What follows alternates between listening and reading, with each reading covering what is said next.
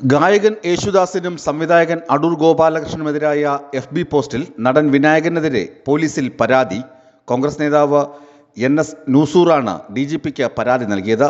വിനായകനെതിരെ നടപടി വേണമെന്നാണ് കോൺഗ്രസ് നേതാവിൻ്റെ ആവശ്യം. പ്രമുഖർക്കെതിരെ അവഹേളനം നടത്തുന്നത് വിനായകന് ഹരമാണെന്ന പരാതിയിൽ പറയുന്നു. നിരവധി കേസുകളിൽ പ്രതിയായ വിനായകനെതിരെ ഈ വിഷയത്തിൽ ശക്തമായ നടപടി സ്വീകരിക്കണം. വിനായകന്റെ മാനസിക നില പരിശോധിക്കാൻ വേണ്ട നടപടികൾ സ്വീകരിക്കണമെന്നും പരാതിയിൽ കോൺഗ്രസ് നേതാവ് ആവശ്യപ്പെടുന്നു. യേശുദാസിനും അടൂരിനുമെതിരായ പോസ്റ്റ് വിനായകൻ നേരത്തെ തന്നെ പിൻവലിച്ചിരുന്നു. ഇന്നലെയായിരുന്നു യേശുദാസിനും അടൂരിനെയും അധിക്ഷേപിച്ച് വിനായകൻ FBയിൽ പോസ്റ്റിട്ടത്. സിനിമാ കോൺക്ലേവിൽ ദളിത് വിഭാഗങ്ങൾക്കും സ്ത്രീകൾക്കുമെതിരെ അടൂർ ഗോപാലകൃഷ്ണൻ നടത്തിയ പരാമർശം വിവാദമായ പശ്ചാത്തലത്തിലായിരുന്നു വിനായകന്റെ പ്രതികരണം. സ്ത്രീകൾ ജീൻസ് ധരിക്കുന്നതിനെതിരെ യേശുദാസ് മുൻപ് നടത്തിയൊരു പരാമർശം വിവാദമായിരുന്നു. സ്ത്രീകൾ ജീൻസ് ധരിച്ച് മറ്റുള്ളവരെ വിഷമിപ്പിക്കരുതെന്നും സ്ത്രീകൾ പുരുഷന്മാരെ പോലെയാകാൻ ശ്രമിക്കരുതെന്നുമായിരുന്നു അന്ന് യേശുദാസ് പറഞ്ഞത്.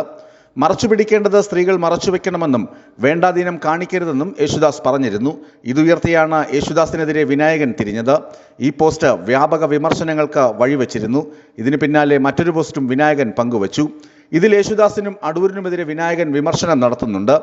ശരീരത്തിൽ ഒന്നും തന്നെ അസഭ്യമായില്ല എന്നിരിക്കെ സ്ത്രീകൾ ജീൻസോ ലെഗിൻസോ ഇടുന്നതിനെ അസഭ്യമായി ചിത്രീകരിച്ച യേശുദാസ് പറഞ്ഞത് അസഭ്യമല്ലേ? സിനിമകളിലൂടെ സ്ത്രീ ശരീരത്തെ അസഭ്യനോട്ടം നോക്കിയ ആളല്ലേ അടൂര്?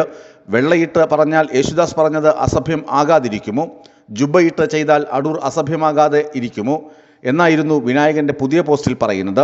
സംസ്കൃതത്തിൽ അസഭ്യം പറയുന്നവരോട് പച്ചമലയാളത്തിൽ തിരിച്ചു പറയുന്നത് അസഭ്യമാണെങ്കിൽ അത് തുടരുമെന്ന് പറഞ്ഞാണ് വിനായകൻ പോസ്റ്റ് അവസാനിപ്പിക്കുന്നത്.